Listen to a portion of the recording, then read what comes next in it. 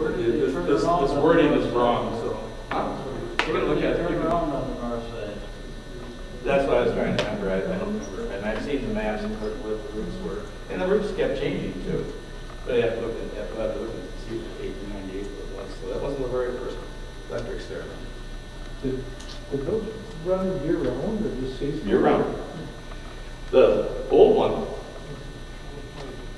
they didn't have anything in the way of power on it except for the horse pulling it. Well, where do you think those horses were? Where did they keep the horses and the units? Anyone have any idea? Most people would think, well, over at the junction of Causeway and 3rd and 4th Streets, that's where most of you remember where the old barns were. But they had another place for barns well before that. Drivers unhitched them and rode them home? University. No. You know where Gunderson Clinic is? There was a Tivoli there, and alongside that were the car barns. And the other side of that, they had stave barn with barrel making. So, but that's where they kept them, and they would do 2 trips and change horses.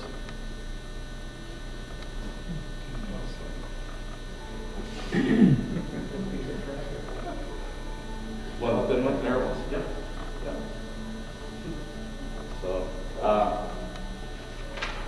I've got a couple of things I can read besides then we'll talk with you. Do you want? No question? So the trolley went Main Street and 3rd and 4th and then up to Caledonia on the north side? Well, I should have brought the map up. They also went out Market Street. They went out State Street and ended up over by the cemetery. They did the Forest Avenue that had a diagonal. The Market Street one eventually lengthened all the way out to the Catholic Cemetery. And we got a great little story about a accident with the Market Street one when they reached Green Bay Street, not Green Bay, the railroad, Green Bay Railroad, where they went through on 18, East Avenue. He had just let a young lady off the trolley. And he was paying more attention to the young lady, and he started up the trolley, and guess what? He ran into the train. Did they fire him? Did they fire him? I believe that, remember right, they did. Believe it or not, there are records of all the employees. They sent him out for a drug test. And they rehired him back. Same thing happened normally when there were times when they would cut employees because they're just not having enough business. And allow those employees to get hired back maybe a year later. Trolley, we've got one of the very last trolleys that we own. We received it in 2002. I had to go to Green Bay and pick it up. We came back here in 2 different semis. The truck in one and the semi, and the big unit on the other. It had been down in, I think the name of the place, down below Milwaukee. They had taken it up for the Appleton Trolley Museum. And when they did, the company, the people that moved it, had a problem. They had chained her down to the flatbed, and that was it. That trolley was not made for freeway speeds. They got up and going, and the vehicle following had to keep stopping and picking up parts because they were flying off the trolley. So when we took it, we had to completely board it up solid. There was no problem. Rick, Yes. did that trolley come from East Troy? Yes, Cambridge, East Troy. Yeah, that's what I was trying to think of. Thank you very much. When we picked it up in Green Bay, it was in their old trolley barn. And that's where it was being stored. And it was the last vehicle out of there. And there was a big newspaper article about it because it was built for the trolleys. And the last thing out of it. That went down the hall.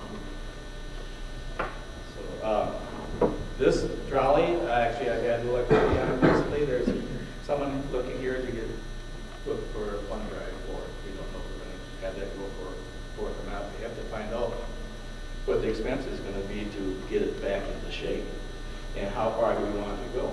We can actually put it back on tracks and run it again if we want. It's possible to do that. Or do we want it for a static display, where, what we're going to have set up for that. And if it's a static display, we don't have to set up and do anything with the truck and engine and motors on it and so on. So it varies as to where we're going to go. Do we want to set it up as a static display temporarily and then to be used later?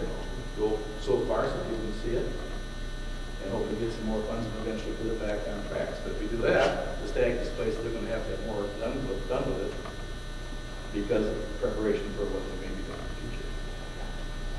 So we're running a lot of with that. I've got two different people that are supposed to be coming in here after I get the funds for them to come in here and give us an assessment. And that's all that's available all over the country right now. Two different places that are giving assessments for what needs to be done. So, now I'm going to go back to it again. I did a kick out of some of these in the test of the transportation. So, title on this is Embezzled Horse. Mr. Scrogan, who owns a little brick house on Washington Alley. You know the alleys were named here? Yeah. South in Main LaCrosse, the alleys had one had all names too. And they named it according to the residents. So where Washington Alley came, they started in the river between Front and 2nd Street. On Washington Alley, opposite the Cameron. The Cameron was that? The Cameron was Cameron House. It was a hotel.